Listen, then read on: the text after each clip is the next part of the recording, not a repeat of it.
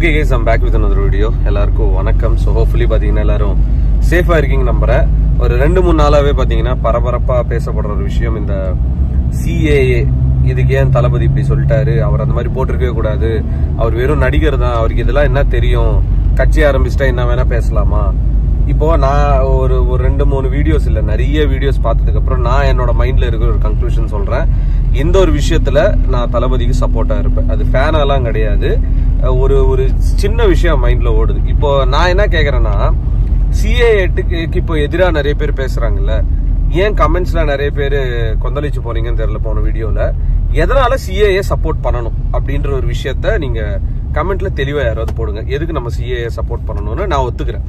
But ஆனா இந்த ஒரு விஷயத்த பேசுறதுக்கு முன்னாடி நம்ம ஒரு சூப்பரான அப்டேட்டுக்கு போலாம்.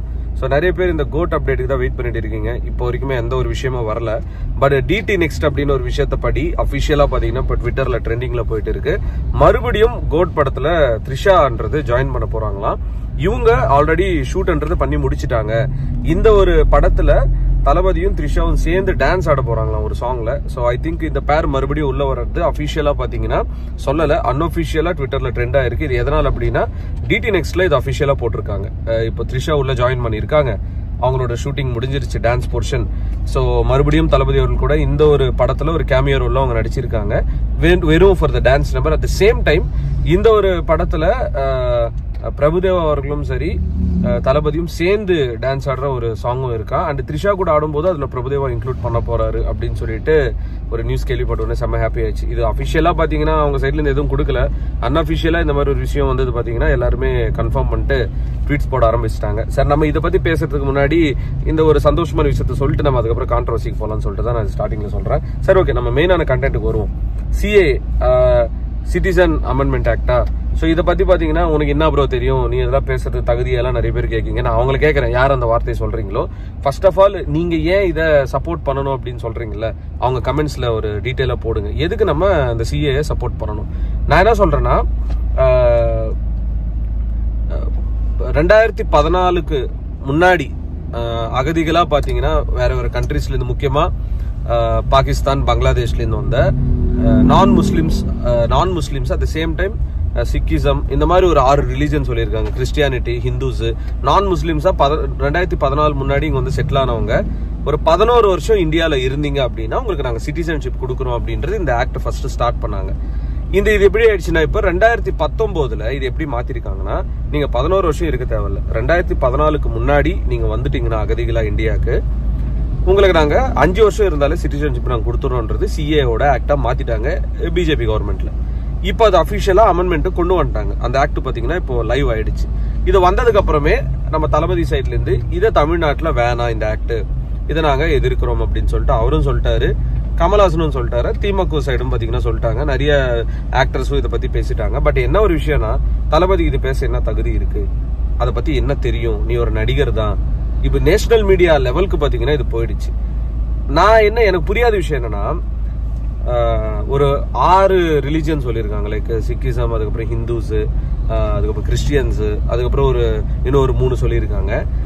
பாகிஸ்தான் அண்ட் பங்களாதேஷ்ல இருந்து, இந்த 2 ஒரு கண்ட்ரீஸ்ல இருந்து நான் முஸ்லிம்ஸா இங்க வந்து அகதிகளா இருக்கிறவங்களுக்கு நாங்க இப்ப சிட்டிசன்ஷிப் கொடுத்துடுறோம் அப்படின்னு சொல்லிட்டு. இப்ப நான் என்ன கேட்கிறேன்னா, அது என்ன நான் முஸ்லிம்ஸ் கொடுத்தா எல்லாருக்குமே கொடுக்கணும், எதுக்கு நான் முஸ்லிம்ஸ்? அப்போ முஸ்லிம்ஸ் அங்கிருந்து அகதிகளா வந்து இங்க இருந்தாங்க அப்படின்னா 2014 முன்னாடியே வந்து இங்க ஒரு 10 வருஷமோ 11 வருஷமா இருந்தாங்கன்னா அவங்களுக்கு எல்லாம் ஏன் சிட்டிசன்ஷிப் கொடுக்க மாட்டீங்க? எதுக்கு அந்த இடத்துல ஒரு பார்ஷியாலிட்டி? அது கொடுக்கறதால என்ன ஆயிட போகுது? சோ இந்த இடத்துல பிஜேபிக்கு சப்போர்ட் பண்றவங்க ஒரு விஷயம் பேசுறாங்க, பிஜேபிக்கு சப்போர்ட் பண்ணாதவங்க என்ன பேசுறாங்கன்னா, இந்தியாவையே ஒரு ஹிந்து நாடா மாத்துறதுக்கு பிளான் பண்றாங்க. ஒரு முழுக்க இப்ப நேபாள் அப்படின்றது ஒரு ஹிந்து நாடு. சோ அந்த மாதிரி இப்போ சில யுனைடெட் அரப் எமிரேட்ஸ்னா அதுல ஒரு முஸ்லீம் நாடு, அந்த மாதிரி இந்தியாவும் ஒரு ஹிந்து நாடா இருக்கணும் அப்படின்றது எய்ம்ல தான் பிஜேபி பண்றாங்கன்னு சில பேர் பாத்தீங்கன்னா தேவையில்லாம ஒரு மத கலவரத்தை உண்டாக்குறதுக்கு இது பண்றாங்க அப்படின்னு சில பேர் சொல்றாங்க.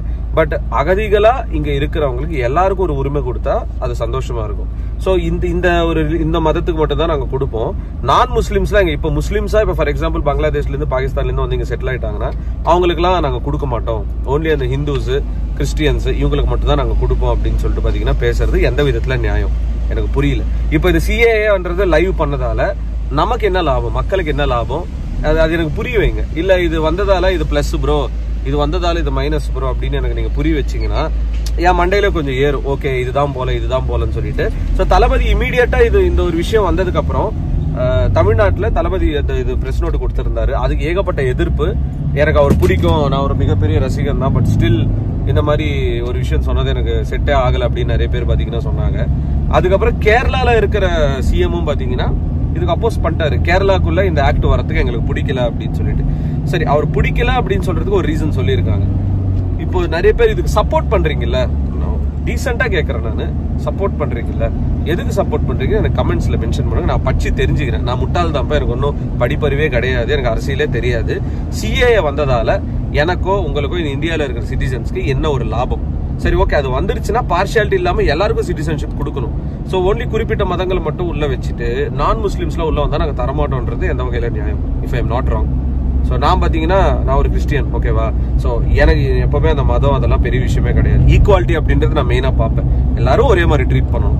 அதை நம்ம இந்தியாவில் பார்த்தீங்கன்னா இல்லவே இல்லை, அதுதான் உண்மை.